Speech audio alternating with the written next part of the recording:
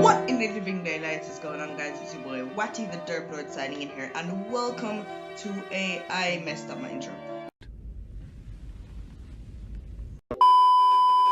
What in the living daylights is going on, guys? It's your boy Watty the Derp Lord signing in here from Watty Associations, and welcome to a chess tutorial video. Today in this video I will be teaching you about the chess pieces, how they're set up, and how they move on the chessboard. So I'm not gonna waste any time, let's get right into it.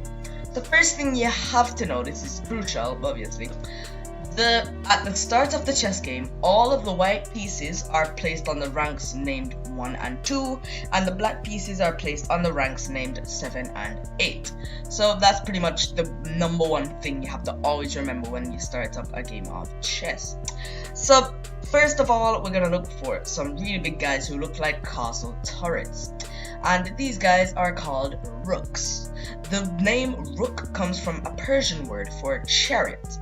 The rooks start in corners, so place your white rooks on A1 and H1, and the black rooks on A8 and H8, as you can see in the diagram shown. The next people we're going to look for are the guys that look like donkeys.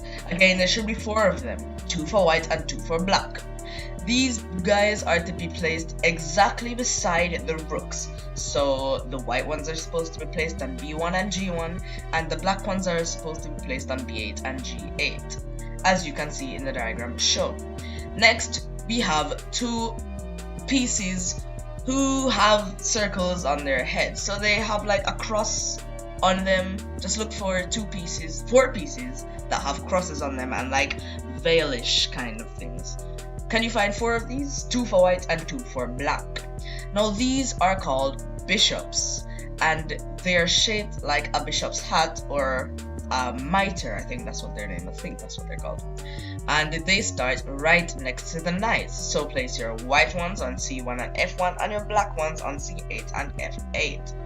Next, you find the most important piece in the game, the king. Now, the king it basically just looks like a king's hat. Just look for a guy with a king's hat. Now, if you trap the enemy king, you win the game. And that's pretty much why the king is the most important person in the game. Now, the white king starts on a black square, and the black king starts on a white square. You always have to remember this. So place your white king on the E1 square and your black king on the E8 square. Now, these other big, well, they're not really guys now, these are the big women, and these are the second most important pieces in the game, and they're the most powerful pieces in the game. And judging by their appearance, they're called queens. Now, you can easily know that they're queens because it kind of looks like a queen's crown. So yes, the queen starts on their own color square. Never ever forget that, because that is a really important thing to do. A really important thing to remember in chess. So the white queen starts on the white square beside the white king, which is D1, and the black queen starts on a black square beside the black king, D8. Now there are 8 small pieces. Well, there are 16 small pieces on the chessboard. 8 are white and 8 are black.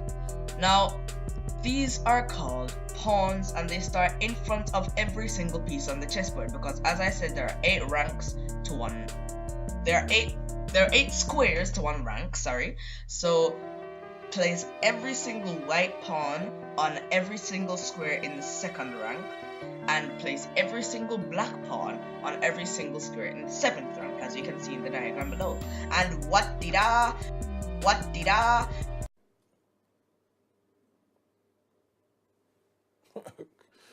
Okay. Every single piece is now set up for the game. Now let's talk about each of the different pieces and how they move, starting with the pawn. Now the pawn is very simple, it just moves up the board 1 square at a time. So this pawn on E3 can move forward to E4. Now here's another pawn on the chessboard. This is on its starting square, D2. Now if a pawn is on its starting square, it can either move 1 squared forward or 1 squared forward, 1 square forward or 2 squares forward. So this pawn can either move to D3 or D4. Now these 2 pawns are stuck, they can't move forward in any direction, so that's something to remember. Now here's another thing to remember. A pawn can capture an enemy piece by moving one square diagonally forward. In this position, the white pawn has a choice. It can either move forward to f5 or capture the black pawn on g5. Or if it's black's turn, the black pawn on g5 can either move forward to g4 or capture the white pawn on f4. Now that's something you always have to remember. There's one more thing you need to know about pawns, but it's a special type of capture that's really hard to understand and it doesn't really happen very often, but we'll learn all about that in the next lesson. Now the next piece we're going to be talking about is the rook. Now the rook is very much unlike the pawn. It can move backwards, forwards, or sideways as far as it likes. Now, the squares that it can move to on an empty board are numbered up to a total amount of 14. Now, anywhere you put the rook on a chessboard, even in the corner, it can move to 14 squares. Test it out if you have a chessboard at home. Now, you know that the pawn moves forwards and captures diagonally, right? The rook, like all the other pieces, captures the same way that it moves. If there's another piece if there's another piece of the same color in the rook's way, it can't move beyond that square, or it can't move to that square. If there's an enemy piece in its way, however, it can capture the piece, but it has to remain on the square that the enemy piece was standing on. Now, in this diagram, the rook can move to all of the squares marked with a circle. It can either capture the black pawn on e5 or capture the black pawn on b4. It can also move to e3, e2, e1, d4, c4, or f4. As I said earlier, it can't go beyond any piece that its own piece is on or any piece that an enemy piece is on, and it can't move to up the square where its own piece is on, which is g4. So all of the squares it can move to are highlighted by the circles. Now let's move on to another piece, the bishop. Now the bishop is quite like the rook. It can move as far as it wants diagonally. So you can see that all of the squares that the bishop can move to are white. Now a bishop that starts on a white square stays on a white square for the entire game, and a bishop that starts on the black square stays on a black square on the entirety of the game too. Now the bishop can only move to 13 squares from the middle of the board, but if you put a bishop in the corner, it can only move to 7 squares because it's only on one diagonal. Now, the bishop captures in the same way that it moves like the rook. In this position, the bishop can capture the black pawn on c6, but it can't move beyond c6. And the bishop can also move to d3, f5, g6, or h7, but it cannot move to f3 or c2 because its own piece is there, and it cannot go beyond c6, c2, or f3. Now let's go to another piece called the queen. Now the queen is very, very, very powerful. Now the queen can move in all the squares that the rook can move to and all the squares that the bishop can move to. So in the middle of the board, a rook can move to 14 squares and a bishop can move to 13 squares, right? So add 14 and 13, you get the numbers of squares a queen can go to in the middle of a completely empty board. And the grand total that numbers up to is a total of 27 squares the queen can move to at the start of a chess game. Now that is a pretty powerful piece. Now like the rook and the bishop, the queen captures in the same way as it moves. Now in this position, the queen can capture the black pawns on b7, d3, and h4. But the queen cannot go beyond d3, b7, and h4. Obviously not h4 because that's the edge of the board. Now the queen can also move to c4, d4, d5, c6, e5, e6, e7, e8, f3, f4, f5, g2, g4, g6, h1, and h7. It can't move to e3 or e4 or beyond either of those squares because its own color piece is on that square. Now let's go to a really tricky piece now called the knight. Now these guys are called, they look like horses and donkeys, but don't call them that, call them knights. Now the knight moves like the letter L. So an easy way to remember this is 1, 2, 1 to the side. So it moves 2 squares forward, backwards, or sideways like a rook, and it can move 1 square directly opposite to the square. So basically, I explained that really badly. So it moves 2 squares around like a rook and then 1 square around the corner. So just remember 1, 2, 1 to the side. It's on the diagram now, so probably a visual representation would help you understand it more. Now you can see that the knight is on a white square and all of the squares can move to a black. Now a knight always alternates its squares. So if a knight moves from a white square to a black square, his next move has to be from a black square to a white square. So it just alternates it.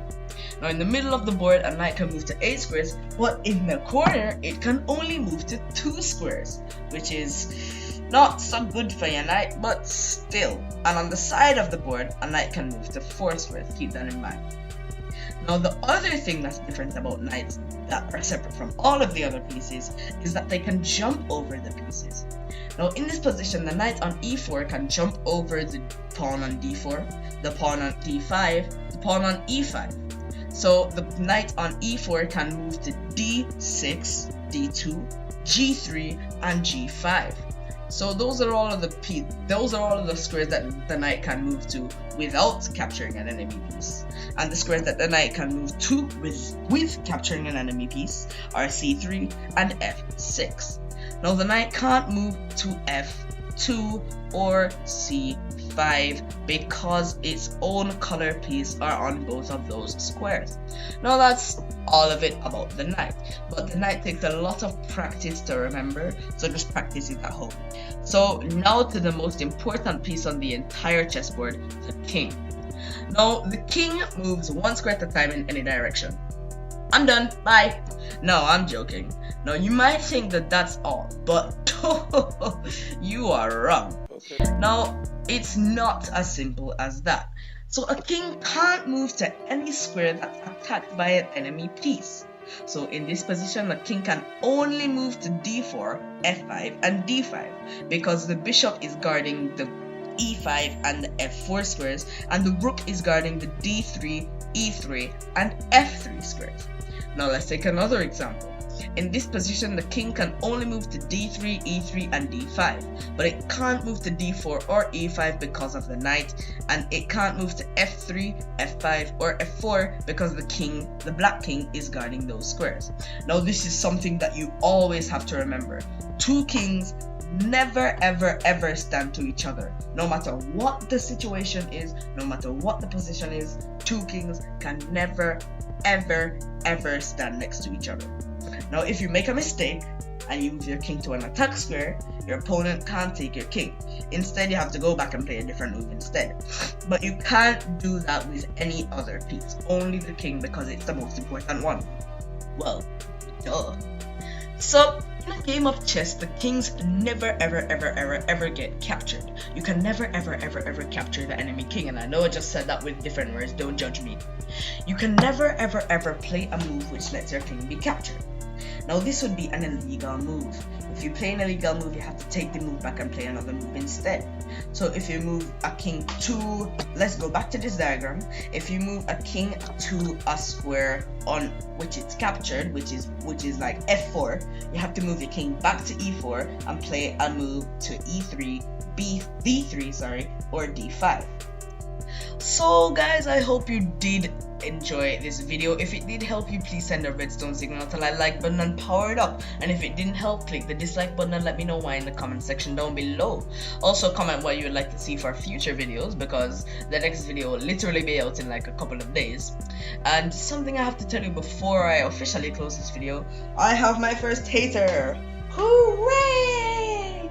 I'm gonna blur out his name and his face, but like, I have my first hater, and the intro for that particular video was actually kind of cringeworthy, so I don't blame him. Honestly, it was kind of cringeworthy. Anyways, I'd like to thank you all very much for watching, and I'll see you all in the next video. Peace out.